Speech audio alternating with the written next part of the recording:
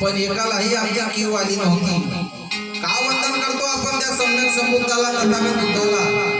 कारण त्यांनी क्रांती आणि प्रतिक्रांती या युगामध्ये केली आणि या जगामधून जाती धर्म पंथाचा नायनाट करण्यासाठी सतत धर्माचा आविष्कार काढला की माणसाने माणसासारखं जगता आलं पाहिजे, माणसाने माणसासारखे विचार एकामेकाला पेरता आले पाहिजे. आणि यासाठी बहुजन हिताय बहुजन सुखाय आदी कल्याण, मध्यम कल्याण आणि अंतकाळातही कल्याणकारी धर्माचा आविष्कार करणारे त्या सम्यक संबुद्धाला वंदन करतो. म्हणून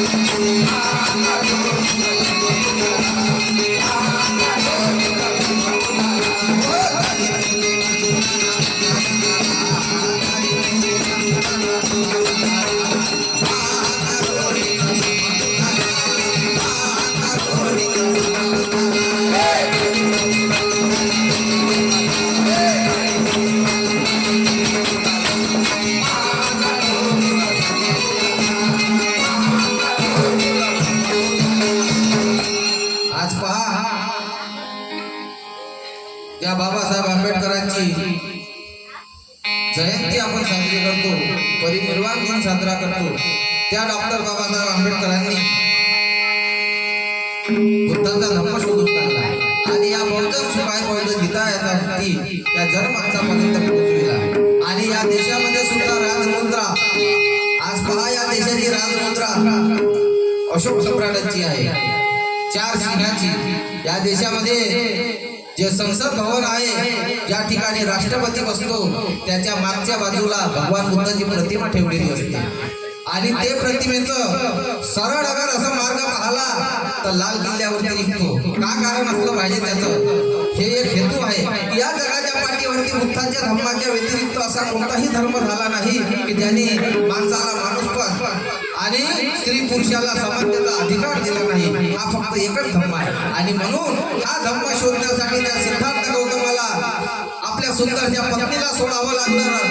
लहानच्या बाळाला, नवजात शिशु होता, 1-2 दिवसाचा, त्या बाळाला सोडून त्यांनी सिद्धार्थ गौतम वनवासामध्ये निघून गेले.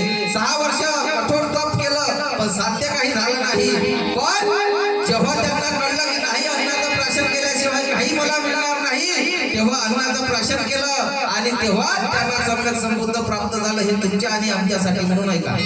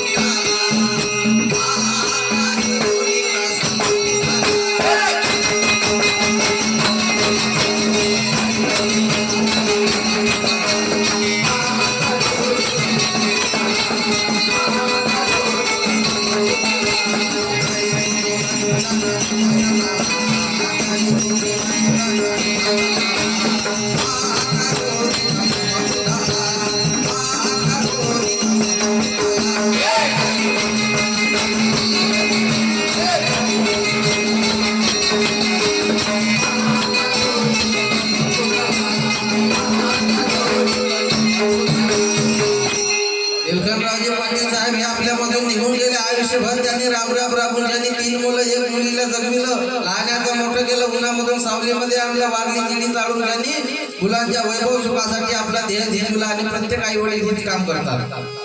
एखादा असतो की जन्म देऊन देतो, पण त्यांचं पालन पोषण एखाद्याच आई वडिलांनी होत नाही. पण या जगामध्ये 99% लोक असे आहेत की मुला बाळासाठी वैभव सुखासाठी झटत असतात. पण त्याच वैभव सुखाचा परित्याग केला त्या सिद्धार्थ गौतमांनी. शुद्धोधन राजाने 3 महाल बांधून दिले. एकुलता एक माझा मुलगा आहे, माझ्या मुलाला कशाचीही कमी झाली पाहिजे नाही, माझ्या मुलाने गृहत्याग केला पाहिजे नाही, महाविनिष्क्रमण केलं पाहिजे नाही, आणि हा संसारामध्ये राहिला पाहिजे, राजवैभव चालवलं पाहिजे, राजगादीवरती बसला पाहिजे. ही अभिलाषा त्या शुद्धोधन राजाची होती. पण त्या अभिलाषाला ठुकरावून सिद्धार्थ गौतमाने वियोग स्वीकारला.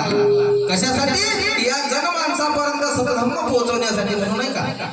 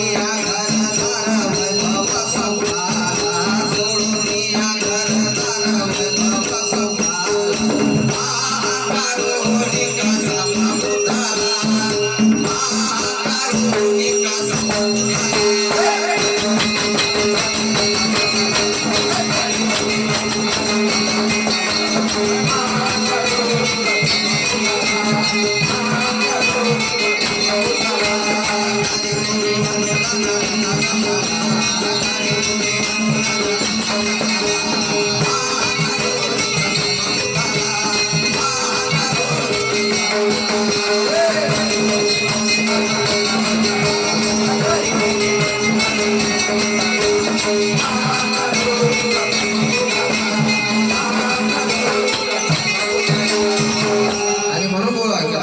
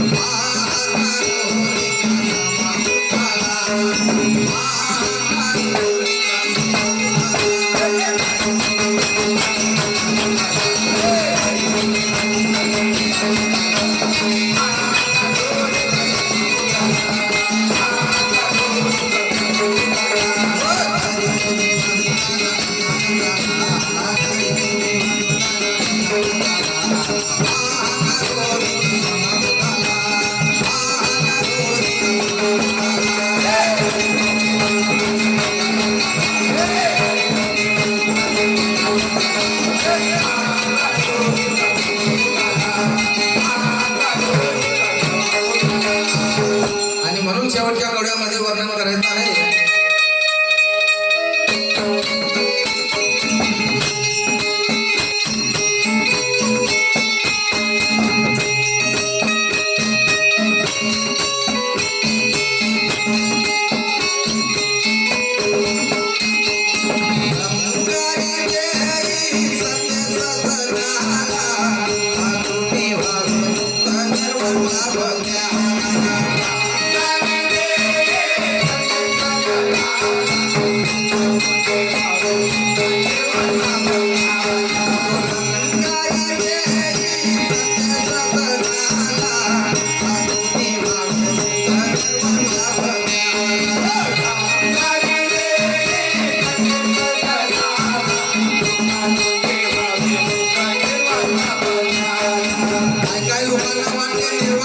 शेवट आहे, मरण आहे.